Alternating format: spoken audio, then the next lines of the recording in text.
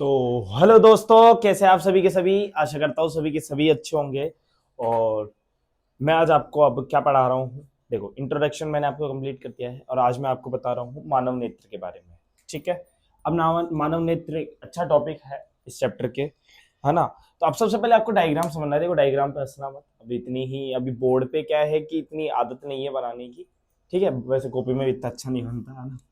तो अब देखो, सबसे पहले तो आपको मानव नेत्र समझना पड़ेगा। मतलब कि ये आंख कैसे है, ये ऐसे इधर की तरफ देखते हुए। ठीक है, इधर से की तरफ। ठीक है। अब देखो भैया, जैसे मानव नेत्र, तो ये दृक तंत्रिका होती है। यहाँ से आप देखो, स्टार्टिंग करते हैं अपन। स्टार्टिंग स्टार्टिंग देखो, सबसे पहले तो ये स्वच्छ मंडल हो गया इस जगह पे।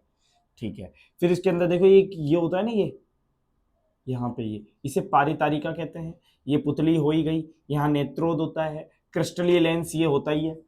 ठीक है, जहां से अंदर प्रकाश जाता है। ये पक्षमाभिकीय पेशियां होती है जो इसको जकड़े रखती है आंख को, है ना। पक्षमाभिकीय क्या करती है, इसको जकड़े रखती है, मतलब कि आंख बाहर नहीं आ जाए जिससे।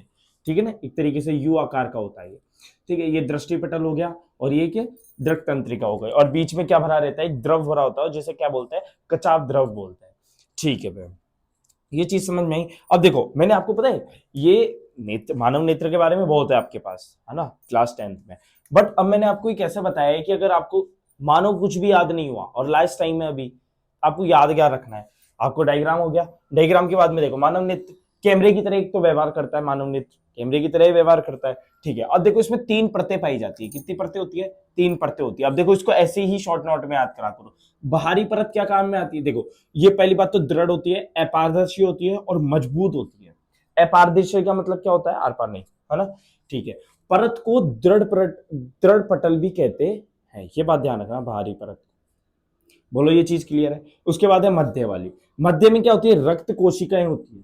रक्त कोशिकाओं की अधिकता होने के कारण इसे क्या बोलते हैं, रक्त पटल बोलते हैं, यानी कि ज्यादा से ज्यादा रक्त होता है, वो होता है मध्य पे। ठीक है। उसके बाद होता है आंतरिक। आंतरिक क्या होता है, आंतरिक कैसे होते हैं, प्रतिबिंब जहां पे बनता है आंतरिक में, जहां अंदर पे जहां पे प्रतिबिंब बनता है उसे, तो इसे क्या बोलते हैं, रेटिना। रेटिना का मतलब है, उसे क्या बोलते हैं अपन, दृष्टि पटल भी कहते हैं। मतलब आपको कुछ भी याद नहीं हो तो ऑलमोस्ट ये तो आपको याद होना ही होना चाहिए। अब आपको इसके ये याद करने का तरीका है। अब आपको इसको लिख के कैसे आना है, बिल्कुल हिंदी वाली लैंग्वेज में। कैसे लिखोगे कि मानव नेत्र में 3 परतें होती है। बाहरी परत दृढ़ अपारदर्शी मजबूत परत होती है, जिसे दृष्टि पटल भी, ओ सॉरी, दृढ़ पटल भी कहते हैं। इस तरीके से आपको हिंदी लिख के आनी है अच्छे से। ठीक है। अब उसके बाद में बताया जाता है कि भाई इमेज कैसे बनती है, प्रतिबिंब कैसा बनता है इसके अंदर, कहां से प्रकाश एंटर करता है। ठीक है ना, वो सब चीज है, वो आपको बुक में अच्छे से लिखा हुआ है।